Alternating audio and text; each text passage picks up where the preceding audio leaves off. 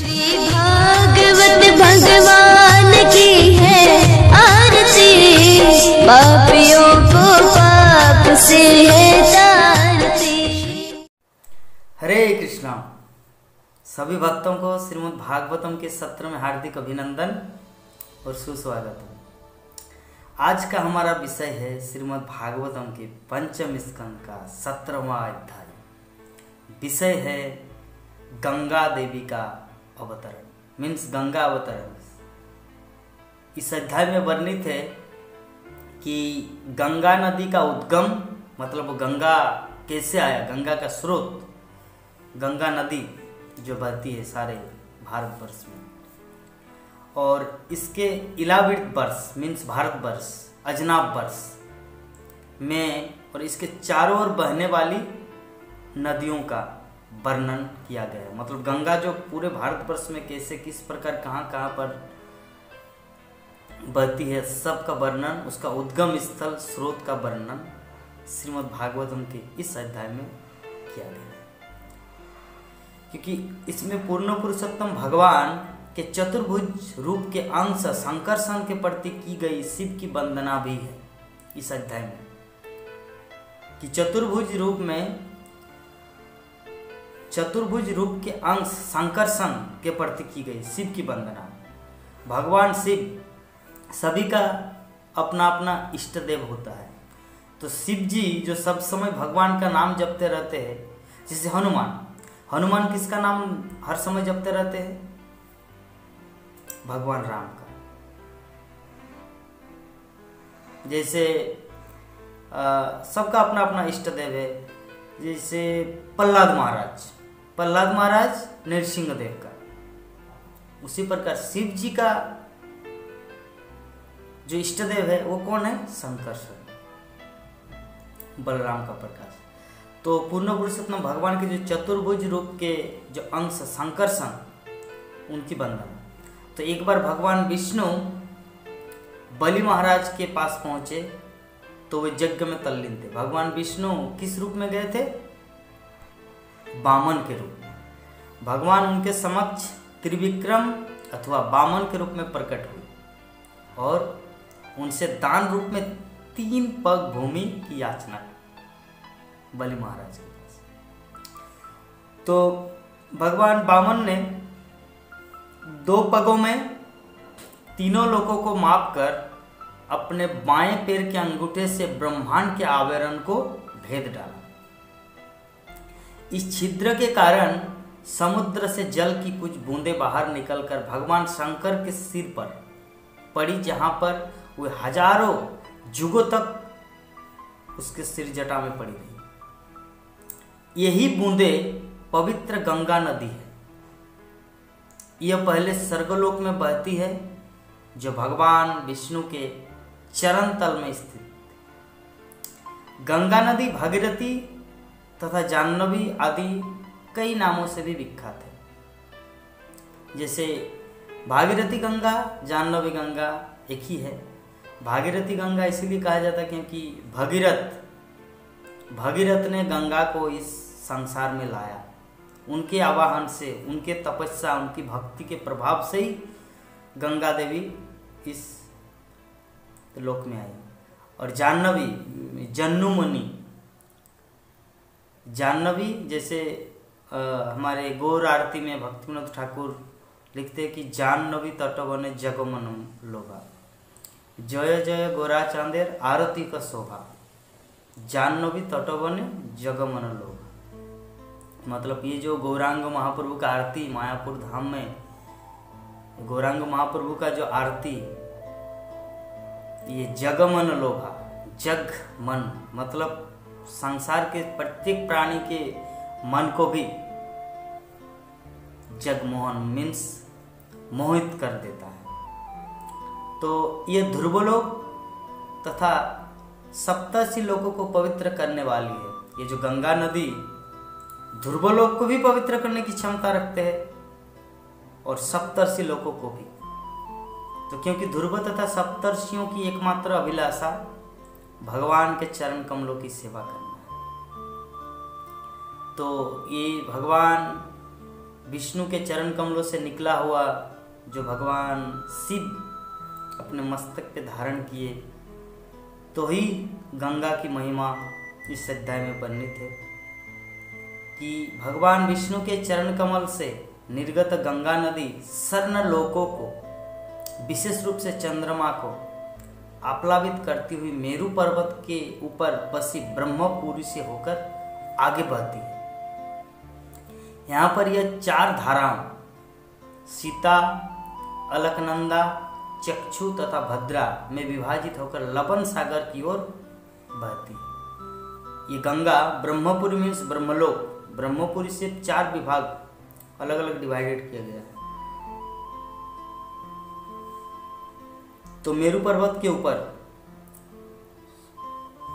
तो 4 सीता, अलकनंदा, जिससे हम लोग बद्रीनाथ जाएंगे तो बद्रीनाथ में इस गंगा का नाम अलकनंदा के रूप में लिया जाता है, अलकनंदा। तो इनमें से सीता नामक धारा शेखर पर्वत तथा गंधमादन पर्वत से होकर बहती है। अलग अलग पर्वतों में ये गंगा की धारा अलग अलग नामों से बहती है। तो सीता और अलकनंदा, सीता नामक धारा जो पहले सीता धारा वो किस पर्वत पे, शेखर पर्वत तथा गंधमादन पर्वत। कौन सा गंधमादन पर्वत? जो गंधमादन पर्वत हनुमान ने लक्ष्मण को शक्ति से, जब शक्तिहीन हो गए थे लक्ष्मण, तो उनको बचाने के लिए ले आए थे, गंधमादन पर्वत। फिर भद्राक्ष वर्ष तक प्रभावित होकर पश्चिम में लवन सागर, लवन सागर मीन्स ये जो हमारे जो 7 समुद्र है पृथ्वी लोक में, ये लवन है, सब मीन्स नमकीन, कोई स्वादिष्ट पानी नहीं है, लवन सागर। तो वो गंगा उस लवन सागर में मिल जाती है। और चक्षु धारा, पहले सीता हुआ, भद्रा हुआ, अभी चक्षु।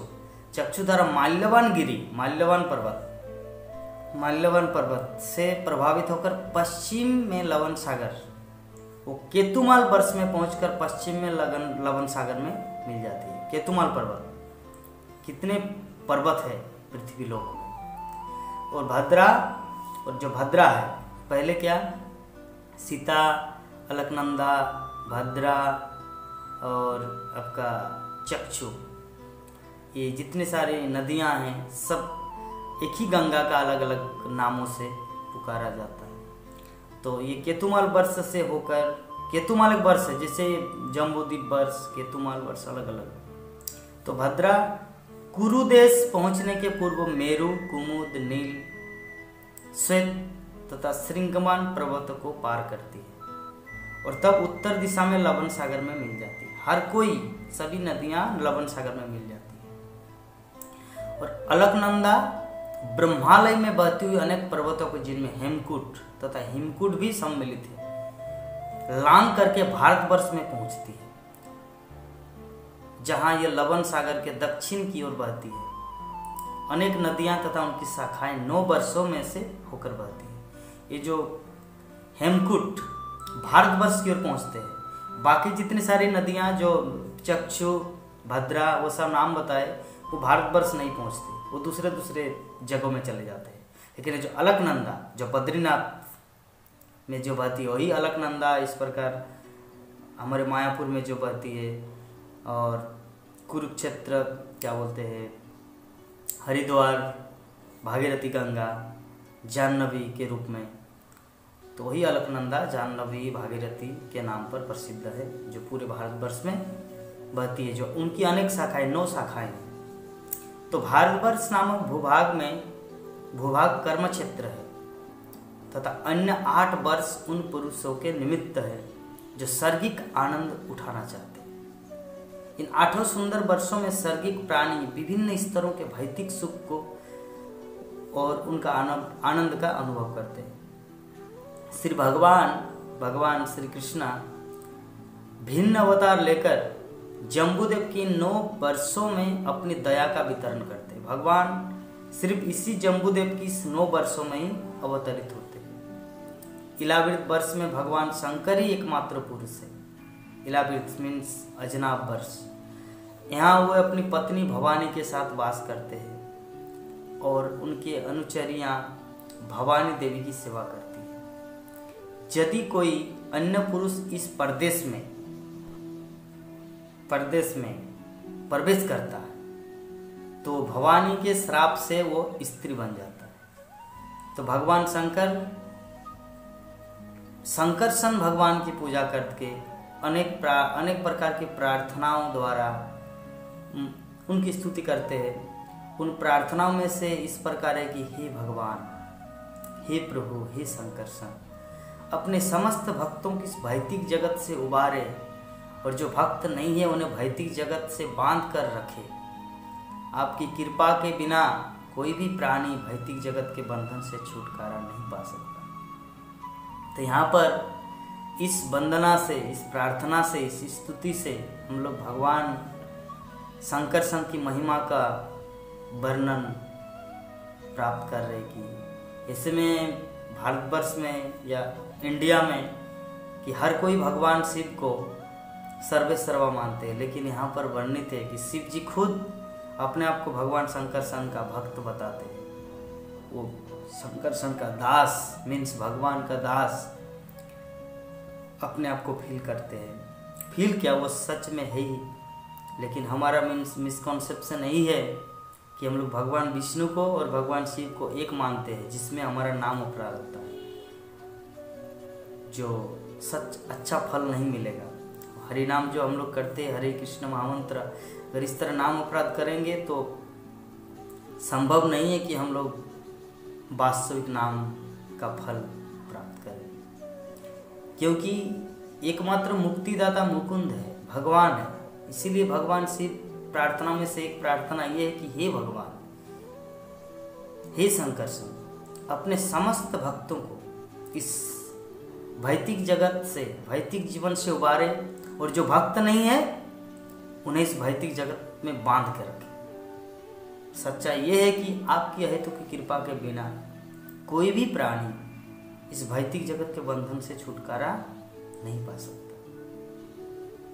तो ये हम लोग देखते हैं भगवान शिव की महानता कि किस प्रकार वो भगवान की महिमा का गुणगान किए। तो आज का हमारा अध्याय का विषय यही था, गंगा देवी का अवतरण, गंगा का स्रोत कहाँ से हुआ, भगवान के चरण कमलों से, और वो कैसे भारतवर्ष में या संपूर्ण ब्रह्मांड लोकों में किस प्रकार गंगा देवी का प्रभाव, जो सप्तऋषि मंडल, ध्रुवलोक की भी पवित्र करने की क्षमता जिनके अंदर है। क्यों? क्योंकि साक्षात भगवान की चरण कमल। तो इसी प्रकार हम लोग श्रीमद् भागवत का आनंद प्रत्येक दिन उठाएंगे। एवरीडे हम लोग श्रीमद् भागवतम को श्रवण करेंगे और अपने जीवन को सार्थक करेंगे। आप सबको बहुत बहुत धन्यवाद जो श्रीमद् भागवत की कथा को श्रवण किया। हरे कृष्ण।